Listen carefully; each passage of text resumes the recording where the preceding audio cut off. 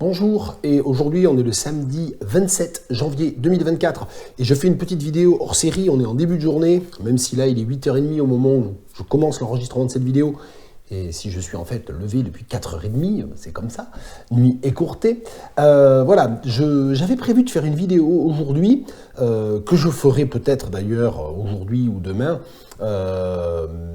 mais c'est pas celle-là que je fais maintenant, et c'est une vidéo hors série. Alors c'est un peu bizarre parce que les vidéos hors série elles sont très irrégulières, mais c'est devenu presque une sorte de série aussi, en quelque sorte, même s'il n'y a pas de playlist hors série sur la chaîne.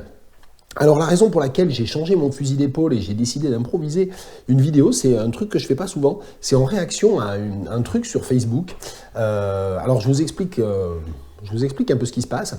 Vers 6h du matin, en scrollant sur Facebook, je vois un lien sponsorisé vers un article de l'Obs. Alors je ne suis pas du tout abonné à l'Obs, je ne suis pas non plus abonné à la page de l'Obs sur Facebook, et je vois ceci, l'Obs, 24 janvier, donc c'est déjà il y a 3 jours. Les auteurs qui veulent exclure Sylvain Tesson du Printemps des Poètes ont-ils seulement lu son dernier livre avec les faits? Une ode magnifique au celtisme et à la monarchie, mais pas trop aux créatures LGBT, entre guillemets.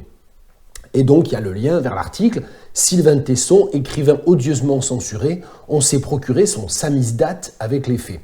Alors en voyant ça, j'ai été un peu partagé, je me suis dit, est-ce que c'est vraiment un article de soutien à Sylvain Tesson, et est-ce que c'est dans la polémique sur laquelle je ne reviens pas, mais sur laquelle je pourrais revenir, hein, si vous voulez, est-ce que c'est un article de soutien, ou est-ce que quand même c'est un article qui se moque des personnes qui ont défendu Sylvain Tesson en hurlant à la liberté d'expression? Bon, je me suis dit, bon, je vais cliquer sur le lien, c'est un peu le côté putaclic, comme on dit, clickbait, et c'est évidemment un article payant, et je vous lis le début, c'est-à-dire ce que tout le monde peut lire, même sans être abonné à l'Obs. Donc Sylvain Tesson, écrivain odieusement censuré, on s'est procuré son samizdat avec les faits. Les auteurs qui veulent exclure Sylvain Tesson du Printemps des Poètes ont-ils seulement lu son dernier livre avec les faits? Une ode magnifique au celtisme et à la monarchie, mais pas trop aux créatures LGBT. Je ne vous ai pas donné l'auteur ou l'autrice d'ailleurs, bon, je m'aperçois, j'arrive pas à le retrouver d'ailleurs, c'est étrange. Bon, je vous retrouverai ça, c'est pas grave. Donc je continue et je vous lis les quelques lignes, un paragraphe et demi, du début de l'article, auquel tout le monde peut avoir accès. On veut, entre guillemets, couper le kiki à Tesson. N'écoutant que son courage, le dissident Pascal Bruckner a osé dénoncer mardi 23 janvier sur les ondes de la radio d'État, France Inter, les agissements liberticides du Politburo des lettres qui sévit depuis bien trop longtemps dans ce pays. Pour le jury Goncourt, les pétitionnaires de la Tribune qui s'opposent, en écriture inclusive, à la nomination de Sylvain Tesson comme parrain du Printemps des Poètes sont des, citation, aspirants gendarmes ou policiers qui veulent couper le kiki à Tesson, fin de citation. Ce n'est plus de la cancel culture, c'est de l'émasculation. Et tout ça au prétexte que Tesson serait, entre guillemets, icône réactionnaire, contribuant à banaliser les idées d'extrême droite. Quelle indignité! Censure, tribunal médiatique, exclusion sectaire, que n'entend-on depuis quelques jours dans la bouche des valeureux défenseurs de la liberté d'expression, dont certains n'hésitent pas à traiter les anti-Tesson de cafards. Étrangement, pourtant, le dernier livre de Sylvain Tesson, avec les faits, est beaucoup plus facile à se procurer que, mettons, Le Maître et Marguerite de Bulgakov dans l'URSS des années 1960. Et là, ça s'arrête, et c'est... l'Obs vous offre cet article, vous pouvez le lire gratuitement, simplement en créant votre compte, etc. Bon, donc il n'y a quand même pas tout à fait un paywall, mais pas loin. Peu importe. Donc voilà ce à quoi ont accès toutes les personnes qui cliquent, comme je l'ai fait, sur le lien sponsorisé de l'Obs, parce que ma curiosité a été piquée, leur curiosité a été piquée. On comprend totalement que cet article est ironique et parodique. C'est-à-dire, effectivement, on se fout de la gueule. L'auteur, l'autrice, alors je vais aller vous retrouver ça, l'auteur, l'autrice de cet article, j'arrive pas à savoir qui c'est. Quand même, c'est hallucinant. C'est comme s'il n'y avait pas d'auteur ou d'autrice. Je ne m'étais pas rendu compte de ça. Bon, peu importe. On se rend très bien compte que l'auteur ou l'autrice de cet article se moque de Bruckner en disant que ces arguments ne valent rien, et se moque évidemment des personnes qui défendent Tesson en disant que la liberté d'expression est attaquée ou qu'il y aurait une forme de censure ou de cancel culture. Pourquoi ? Parce qu'en fait, le livre de Tesson, tout le monde peut l'acheter, et même certainement d'ailleurs que toute la shitstorm qu'il y a eu autour de la polémique de sa nomination comme parrain du Printemps des Poètes, puis la tribune de 2000 poètes universitaires, etc., pour dénoncer ce choix, certainement d'ailleurs que toute cette polémique a boosté les ventes, a augmenté les ventes de son livre, de son dernier livre, peut-être d'ailleurs des autres. Bon, ça, voilà, ça c'est des effets que l'on connaît, effets stressants, bon, peu importe. Donc là, moi, je m'intéresse à quoi ? Je m'intéresse à la fois à l'effet numérique, c'est-à-dire l'effet les effets stressants, etc., tout l'emballement médiatique. Mais moi, ce qui m'intéresse vraiment spécifiquement ici, c'est la réception de ce texte. Ce texte est évidemment, et même si on lit les premiers... Et moi, ce qui avait attiré mon attention, dès le titre, c'est samizdat. On s'est procuré son samizdat, qui déjà pour moi est totalement ironique, puisque les samizdat, c'était effectivement, comme Le Maître et Marguerite, comme de très nombreux textes, d'ailleurs souvent non littéraires, des textes interdits, censurés en Union soviétique, et qui étaient donc photocopiés sous forme extrêmement fruste, techniquement, et qui circulaient sous le manteau, comme on dit, c'est-à-dire de manière illégale, et on encourait les personnes qui étaient... qui imprimaient des samizdat, ou qui les faisaient circuler, ou qui étaient en possession de samizdat, encouraient des peines lourdes. Donc, l'utilisation même de samizdat, alors que personne n'a jamais demandé, et je précise bien ça, à aucun moment, les fameux pétitionnaires, les auteurs, autrices de la tribune demandant à ce que Sylvain Tesson ne soit plus parrain du Printemps des Poètes, à aucun moment ils n'ont demandé à ce que ces livres soient censurés. On est dans une question de débat intellectuel autour d'idées, autour du symbole qu'implique de nommer parrain du Printemps des Poètes, quelqu'un qui n'est pas vraiment poète, et surtout quelqu'un qui est extrêmement réactionnaire, qui est d'extrême droite, qui soutient et qui a soutenu des auteurs, des autrices d'extrême droite, qui a eu une émission sur Radio Courtoisie, qui a tenu des propos gravement islamophobes dans certains de ses livres, et gravement racistes et néocolonialistes dans certains de ses livres. Donc voilà, cette question est là, elle n'est pas pour un appel à la censure de Sylvain Tesson. Donc pour moi, comme je vous l'ai dit, en voyant apparaître ça simplement sur Facebook, je me suis dit, bon, a priori, ça doit être parodique, mais enfin, comme il se passe un peu n'importe quoi en ce moment autour de cette affaire, allons voir. Et juste lire les quelques lignes gratuites, directement accessibles à tout le monde, sur le site de l'Obs, m'a confirmé qu'effectivement, it's taking the piss. C'est un article qui se moque des personnes qui soutiennent Sylvain Tesson en disant, en utilisant justement toute cette rhétorique, c'est le politburo, c'est la fin de la liberté d'expression, le wokisme terroriste, etc. Enfin, toutes les imbécilités qu'on a pu entendre, tout le backlash débile qu'on a pu entendre. Et alors, moi, ce qui m'a intéressé, c'est que je suis allé voir, et c'est pour ça que je fais cette vidéo. Alors, je prends un peu de temps pour vous expliquer le contexte, pour que vous voyez un peu, et puis je vous lirai la suite de l'article, parce que je suis allé le récupérer par Europresse. Ce qui m'a intéressé, c'est d'aller voir les commentaires sous ce post de l'Obs. Et je n'ai pas été surpris du tout, même si ça me désole et ça me déprime, etc., de voir tous les commentaires suivants que je vais vous lire. Cet homme a un regard extraordinaire sur l'existence, la nature, les voyages qu'il entreprend, sa singularité me fascine, il m'émeut, il parle avec son cœur. Donc quelqu'un qui commente juste pour dire qu'il aime bien Sylvain Tesson.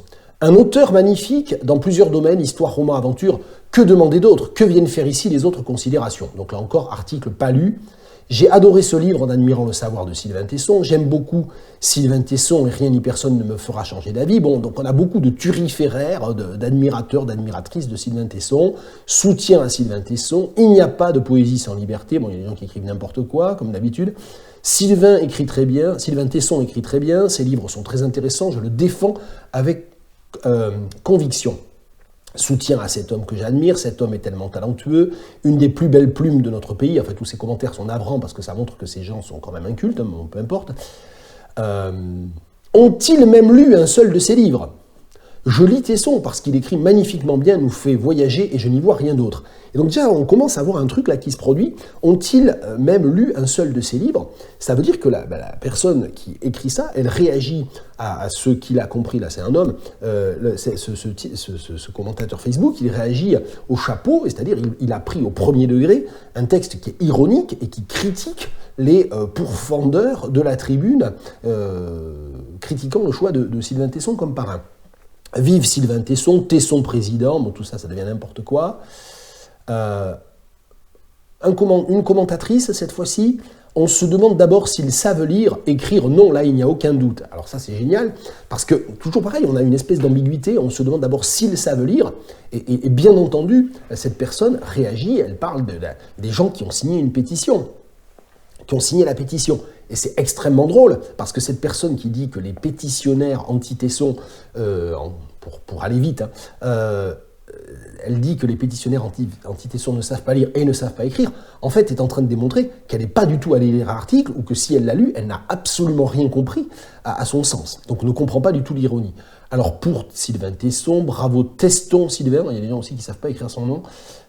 C'est beau l'ouverture d'esprit des poètes, entre guillemets, smiley rigolard. Bon, là, c'est vraiment de la bêtise pure. Et alors, il y en a un que je voulais voir, que j'arrive pas à retrouver. Parce que j'en ai vu un qui disait oui, tout à fait, c'est ça, c'est un politburo, etc. Et je ne le retrouve pas. J'aurais dû faire un screen parce que c'est quelqu'un qui a supprimé son commentaire. Ça, c'est pénible. Alors, il y a des trucs hallucinants. Aragon était un fervent stalinien, je suis royaliste anticommuniste et je le lis avec grand plaisir comme Tesson. Voilà, on est vraiment du n'importe quoi. Alors, il y a quelques rares personnes qui critiquent, en fait, le choix de Sylvain Tesson comme parrain, ou qui se positionnent contre Sylvain Tesson, on va dire rapidement, et qui n'ont pas compris non plus du tout l'article. D'ailleurs, je veux quand même le dire au passage, il y a « Continuons à séparer l'homme de l'artiste, c'est désespérant, mon boulanger frappe sa femme, mais bon, il fait du bon pain. » Bon, donc ça, c'est... Et donc, j'arrive pas à retrouver l'histoire du politburo. Ça, c'est quand même pénible. Il y avait un commentaire de quelqu'un qui disait « Ah oui, tout à fait, c'est tout à fait ça, c'est le politburo, etc. » Alors attendez, parce que comme il y a quand même 519 commentaires, c'est peut-être un peu perdu.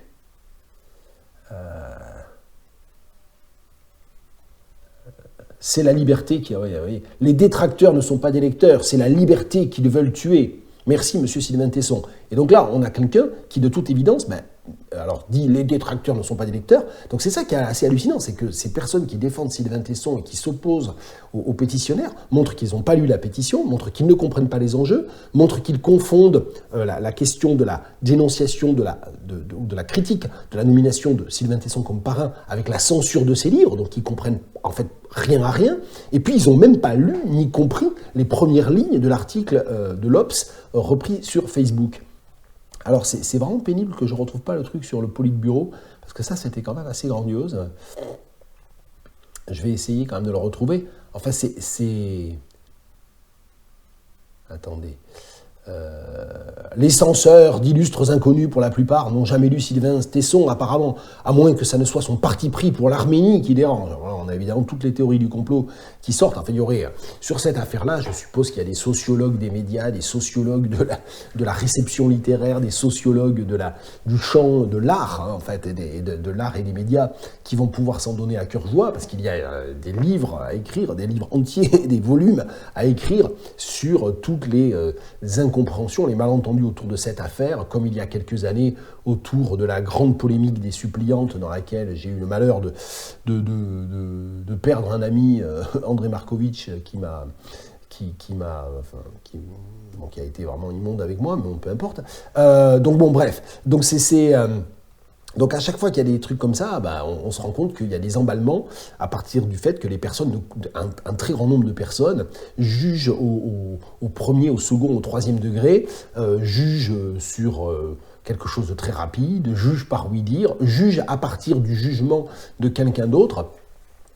Voilà, donc Et donc, bon, là, on a des mécanismes extrêmement classiques et extrêmement connus. Ce qui m'intéresse ici, c'est qu'en fait, ce que je vois, c'est que la quasi-totalité de ces 500 et quelques commentaires sous le post Facebook de l'Obs viennent de personnes qui défendent Sylvain Tesson, qui sont convaincus que les pétitionnaires de Libération demandent la censure des livres de Tesson, alors que ce n'est pas ça du tout. Et ce sont des gens qui, à la fois, montrent qu'ils sont incapables de lire. Moi, j'aurais tendance à dire que c'est des personnes qui ont pas grande culture littéraire pour s'enthousiasmer comme ça sur Sylvain Tesson, qui est quand même un écrivain médiocre, outre que c'est quelqu'un d'ultra réactionnaire, c'est surtout quelqu'un qui écrit des livres pas très bons, en fait.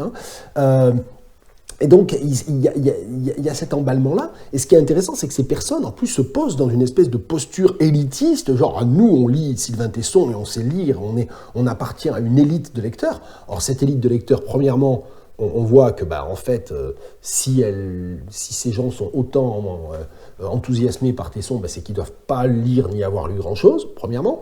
Deuxième, bon, ça, c'est le point le plus subjectif, hein, c'est moi qui le dis. Mais en tout cas, beaucoup plus objectif. En fait, ils n'ont pas été capables de comprendre ce qui se passe autour de cette pétition.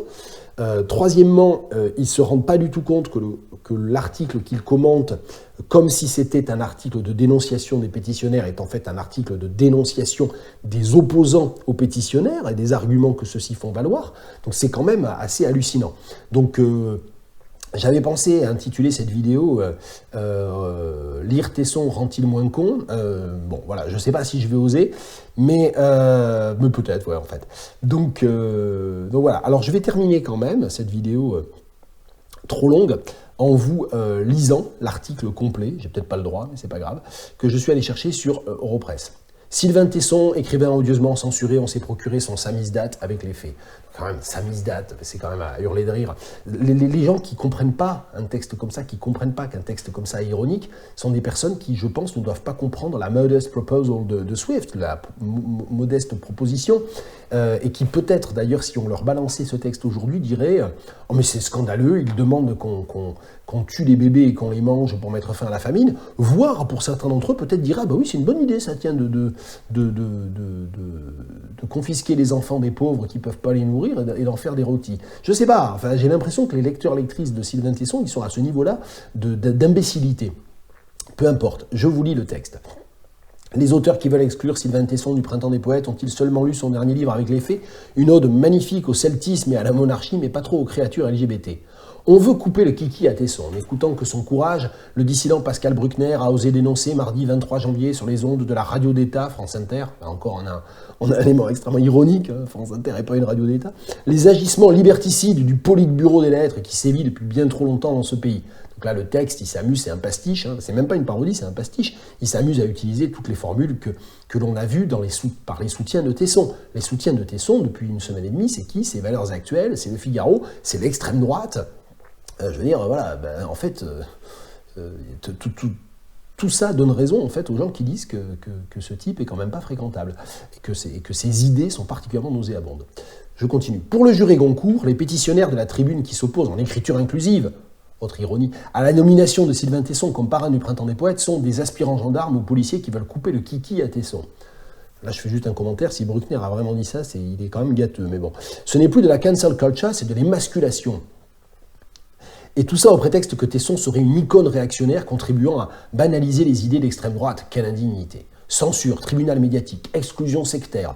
Que n'entend-on depuis quelques jours dans la bouche des valeureux défenseurs de la liberté d'expression, dont certains n'hésitent pas à traiter les anti-Tesson de cafards. Ça, c'est dans Valeurs Actuelles. Et cafard, c'est la terminologie, la phraséologie nazie contre les juifs. Hein, il faut bien voir ça. C'est-à-dire que Valeurs Actuelles reprend pour dénoncer les poètes, critiques, éditeurs, universitaires qui ont écrit ce texte extrêmement modéré, de critique du choix de Tesson comme parrain. Ils utilisent la même terminologie que les nazis contre les juifs. Hein. Il faut voir où on en est quand même. Hein.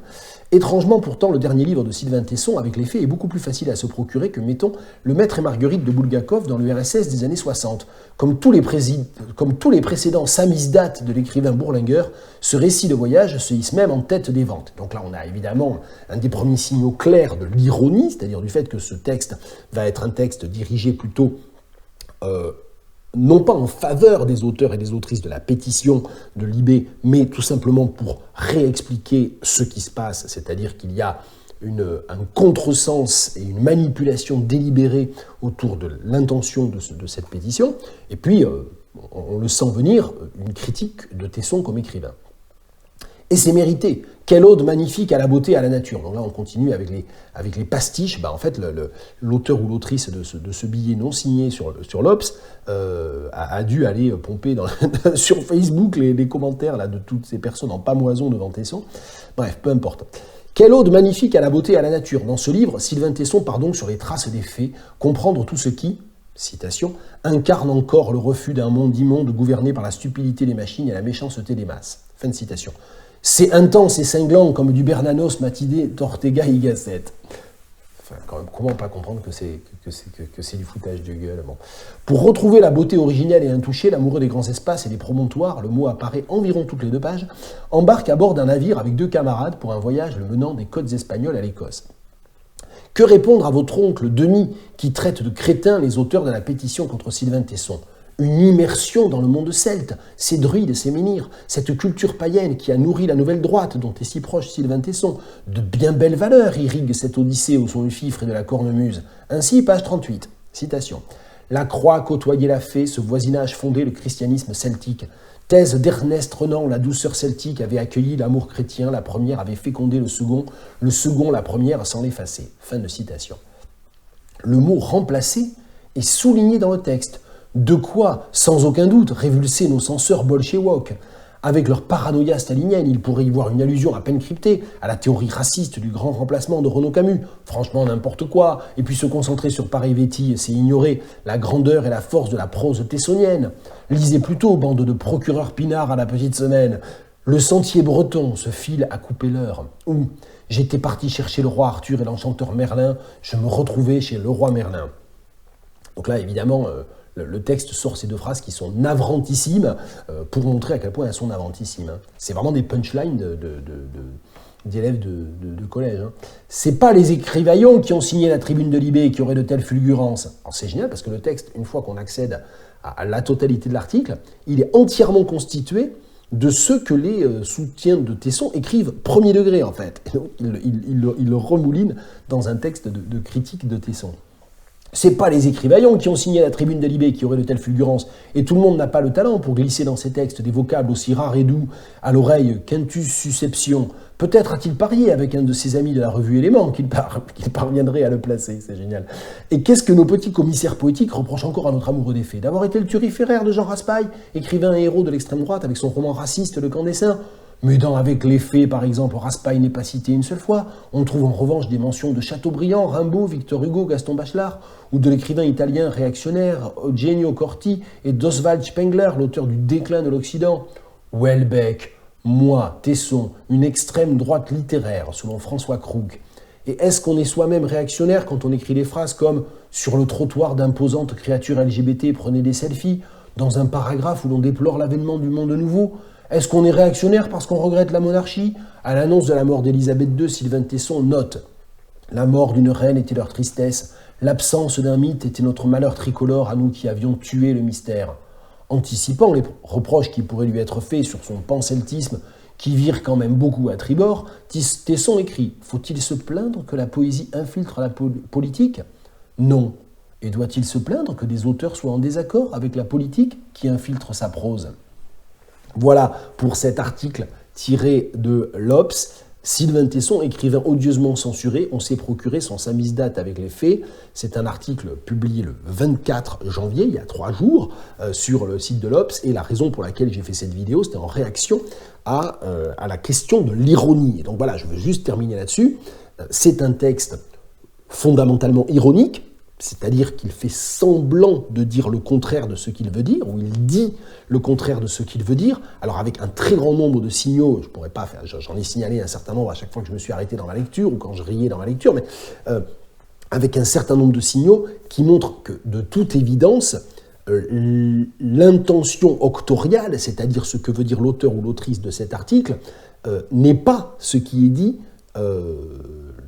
stricto sensu, et que donc il y a un très grand nombre de phrases qui sont là comme des espèces de reports pastiches ou parodiques d'avis premier degré balancés par des gens d'extrême droite ou par des anonymes ou des inconnus sur les forums, sur Facebook, etc. Mais que finalement, l'argument principal, c'est celui que l'on a. Alors déjà, il y a l'argument principal, c'est d'essayer de montrer avec quelques exemples à quel point Tesson écrit effectivement des livres d'extrême droite, et deuxièmement, écrit de manière extrêmement médiocre. Et puis l'argument principal par rapport à la polémique, c'est doit-il se plaindre que des auteurs soient en désaccord avec la politique qui infiltre sa prose? On est dans le débat d'idées, on n'est pas dans l'appel à la censure. Voilà, donc je pense que je vais quand même appeler cette vidéo lire Tesson rend-il moins con? Voilà. Peut-être même que je mettrai un point médian et un NE, histoire de bien énerver les anti-woke. Allez, bon week-end de woke à tous et à toutes et à tous.